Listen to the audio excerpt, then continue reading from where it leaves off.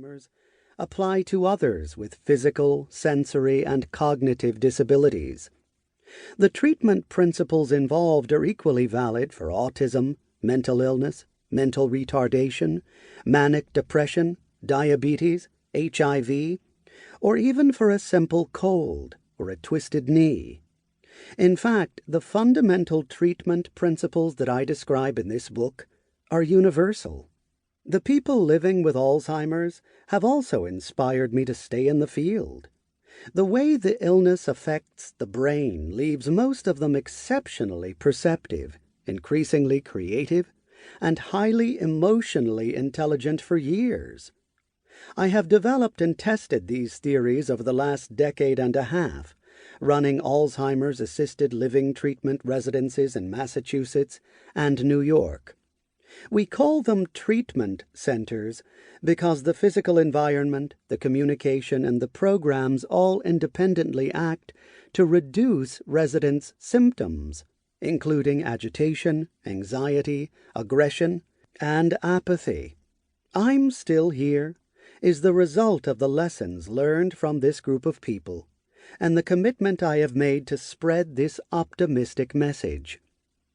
This book strongly acknowledges that no one welcomes living with Alzheimer's, and that to date there is no cure.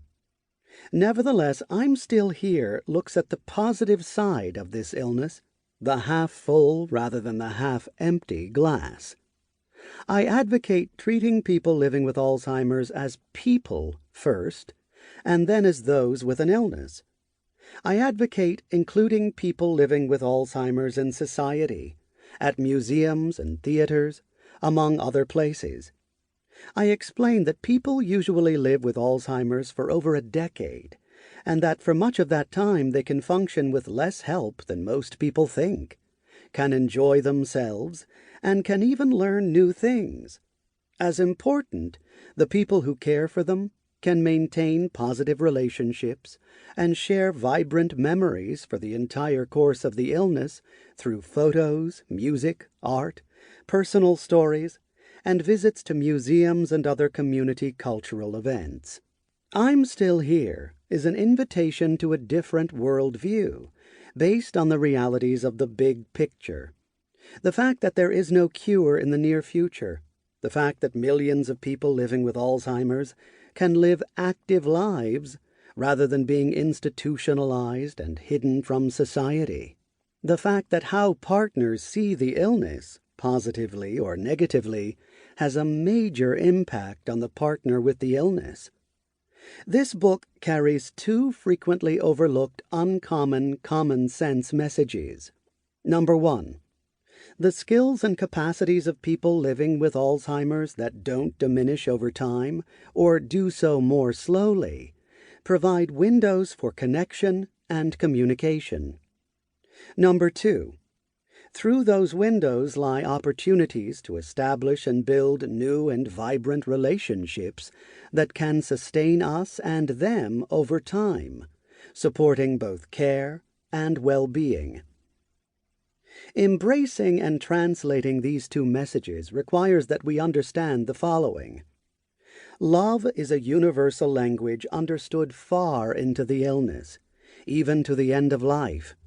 If everyone involved with the illness learns to say, "I love you," to the other person will understand and be more present, and relationships can grow. Everyone has pre-existing instinctual abilities that building a caring relationship can capitalize on, such as our ability to understand music, facial expressions, and human touch, the meaning of a song, a smile, and a hug.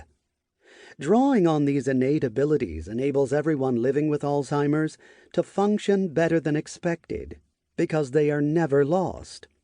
Memories are not held in just one part of the brain, into which we place them like a DVD disc for later retrieval.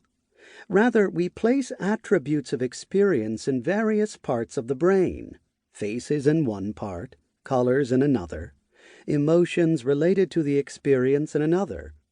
Later, a brain function that acts like a call to Scotty in Star Trek, "Beam me up, Scotty," retrieves them.